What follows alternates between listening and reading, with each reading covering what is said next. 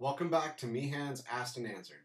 This is episode 1C, our third installment of answering questions about auditioning for a brass section in today's drum corps. Let's start off this episode with some questions pertaining to visual auditions. Graham asks, how are applicants judged visually? Preparing for the music audition is much more self-explanatory to me than the visual audition. What kind of marching exercises should I practice? Well, Graham, for anyone that's ever seen me march, I am not the person to answer this question. So, to give you a much better answer, let's go to Blue Devil visual staff member Jamie Hawley for some information. What do the Blue Devils look for in our membership? First and foremost, we need people that are fit. You need to work out, you need to run, you need to eat right. Regardless of your body shape, you need to show up fit and ready to work. It's also important that you're enthusiastic and ready to receive information. You're going to get a lot of info on how to be better. It's important that you can implement that and show that you can improve. In the audition process, we're going to ask many different types of things from you. There'll be standard marching exercises like move 12, halt 4, maybe some zigzags where you go forward, left, forward, right, a box drill type of thing. You'll be expected to slide in every direction, forward, back, left, right. There'll be a variety of tempos, super fast things, some super slow things, and every tempo in between. Beyond the standard marching, we'll get into some basic dance skills to see if you can do pliés, tendus, jazz walk, jazz run, and maybe a few more advanced skills. Beyond that, we're probably going to push you out of your comfort zone to see how you react. A lot of what we do nowadays at the Blue Devils is really kind of an extension of what we're able to create, and part of that is pushing you beyond what you know. So we want to see, asked to do skills that you don't know how to currently do, how do you react? Are you going to attack it with enthusiasm and do the best you can, or are you going to cower? So hopefully some of that stuff's going to help you out. Good luck, show up fit, ready to run, run, run. This next question is from Victor Mellinger in Texas. And Victor writes, if I can find it, my son is a good high school trombone player here in Texas. He knows basic fingerings, but doesn't get to spend much time on a baritone/euphonium. What's your advice for approaching his audition? Will many corps give him an opportunity to learn through the camp process? Well, Victor, I can only speak for the Blue Devils, but with us, trombone players audition all the time. When we have our auditions, what we usually ask of them is to play the basic audition exercises on one of our euphoniums, or a baritone if they want to bring that with the fingerings. So we check basic finger dexterity. We understand that a lot of trombone players may be excellent musicians, but just not have a lot of experience with finger dexterity and the baritone or euphonium instrument. So we allow them to go ahead and borrow one of our euphoniums, or if they've been practicing on one of theirs, bring their own baritone, and just do the basic audition exercises. So those are simple things that they can go ahead and prepare on their own. For their solo, we always allow people to play their trombone, or let's say a French horn, for their solo, so they can totally exhibit to us what they're capable of as a musician on their natural instrument. From there, if we think that they have the musical talents and abilities, and they make the drum corps, you obviously have to learn the finger dexterity of the exercises that we'll play within the Blue Devils, and then the show material as well. But there's definitely a growing process, and we would love to have them grow with us as the season goes on. So not having ultimate ability from a finger dexterity standpoint as a trombone player is not going to stand in your way initially to become part of the Blue Devils. We look at that general musical talent.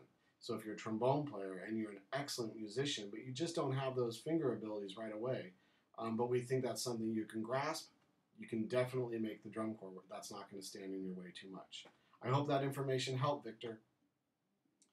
The next question comes from Jacob Stillwell. Jacob, do I know your brother? Anyways, Jacob's from Phoenix, Arizona. And Jacob asks, as I prepare the exact repertoire I am going to perform, I was wondering what balance there should be in technical versus lyrical, as well as the overall flow. For instance, would you rather have the theme played, though it is not technical, or instead skip the theme and use that time in a more technical section? Is setting the theme important, or rather, would you just hear the technical parts? Thanks. Well, Jacob, the most important thing is that we get to hear you play at your very best. I'm always going to want to hear the technical portion of your solo before the lyrical. We can get a sense of your lyrical playing through your audition exercises when we have you just start to play some long tones, give us some nice, easy, flowing open tone slurs, do a couple articulation exercises. That's when we're really going to be able to hear what you're capable of from a lyrical standpoint. Then we want to hear your technical abilities, and that's where I think the solo should focus on. As far as making us aware of the theme, that's not really necessary because there's not a compositional element to your audition. You're basically just wanting the brass staff that's in attendance of your audition to be able to really hear what you're capable of from a musical standpoint. So I would come in, I would definitely have the audition exercises prepared, and then focus your solo more on the technical aspect of what you're capable of. And then if you have a lyrical section of the solo, then at the end of the audition, if we still have some time, we'll go ahead and say, do you want to play anything else for us? And you can then add that. I hope that helps. Here's an international question. This question comes from the Netherlands and is asked by Ruben Zeldenrust. Ruben's question is, I have played the trumpet for 2 years. I don't have much experience. What would you advise me to do to audition for the Blue Devils? Well, first of all, Ruben, thank you so much for your interest in the Blue Devils. We always love hearing from people outside the United States. And to give you some information on your question, let's go to brass staff members James Rosillo and Keith Dunton. The best advice I can give you is to make sure that you read the audition packet carefully. Read every sentence, every paragraph, so you know what we're expecting from you as far as exercises, tempo of exercises, and what type of audition piece we would like to go ahead and see you play. The suggestions that are in the packet for audition pieces are great suggestions as far as trumpet literature, and they're standard trumpet literature, but it doesn't mean that that's what you have to play. Pick something that is going to make you sound good and is going to showcase your strengths, and make sure that you prepare carefully. Remember, the audition piece has to be something that you feel comfortable with. If you feel comfortable, you're going to sound great. And one more important piece of advice. We don't know what you don't tell us. Therefore, don't come in with excuses. Play your best. If you're prepared, that shouldn't be an issue. I hope this has been helpful. Thanks. One of the biggest things I see in brass players who are just starting off, whether it be trumpet or any other instrument, is just overall air support. And what I mean by that is, if you take the initial breath, a lot of times because we put the mouthpiece on the chops, right when you put the mouthpiece up, whether it be, let's say trumpet, you put up there, because we have something touching our face, we go, we take very shallow breaths, and our brain's saying, focus here because something touching you. And in reality, what we need to do is focus down low, right? Down by our core, our abdomen muscles, where everything's being pushed. So by letting the air out, so if we have a 4-count breath, the first 2 counts going, just exhaling, and the next 2 counts, but filling up right where you're pushing to get all of that air out, right? And when you fill up to here. Don't try to get into the neck or anything, because we tend to add a lot of tension as brass players into the neck. So a 4-count breath going, and then you will have a lot of power to get the vibration of lips happening.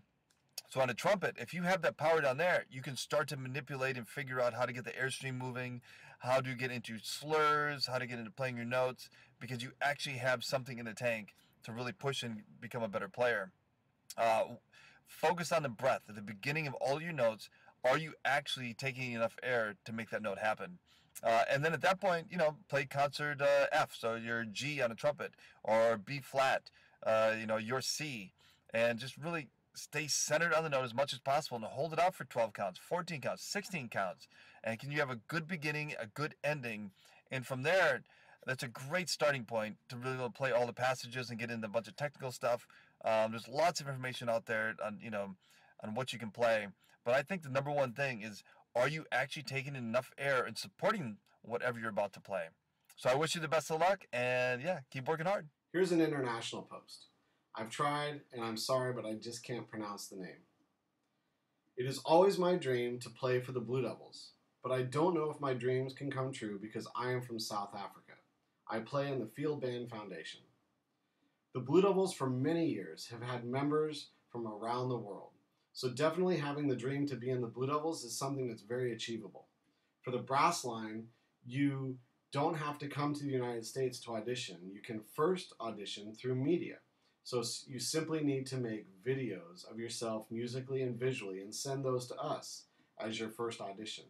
If we think that you have the talent and abilities to be in the Blue Devil Brass section based on those videos, we would then invite you to the January camp to complete your audition.